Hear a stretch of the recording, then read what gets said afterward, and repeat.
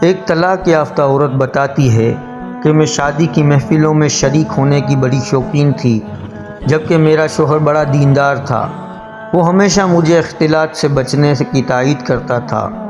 ایک روز میں شادی کی محفل میں گئی۔ محفل میں شریک عورتیں رقص کر رہی تھیں۔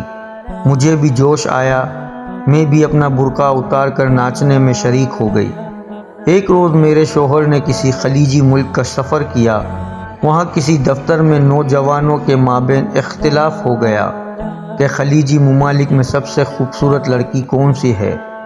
ایک نوجوان فوراً اٹھا ایک ویڈیو کیسٹ لا کر حاضر کر دی، جسے اس نے میرے ملک سے کسی آدمی سے چوری چھپے بھاری قیمت دے کر خریدا تھا۔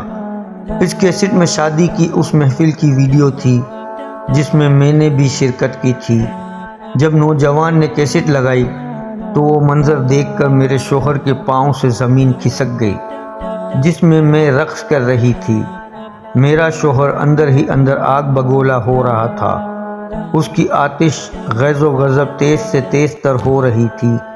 وہ فوراً سفر کر کے دیگر کاموں کو ملتوی کر کے واپس اپنے وطن آ گیا۔ گھر پہنچے تو میرے اور اس کے درمیان زبردست جنگ چھڑ گئی، اور میرا انجام بھی وہی ہوا جو کسی عورت کے لیے سب سے تکلیف دہ ہوتا ہے۔ اب میں مطلقہ ہوں، میری زندگی عذاب سے گزر رہی ہے۔ شقاوت و بدبختی نے مجھے رسوائی و بدنامی سے دوچار کر دیا۔ اب میں اکیلے زندگی کے کٹھن منازل طے کر رہی ہوں۔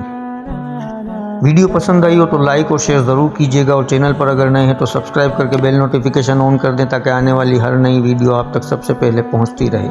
شکریہ۔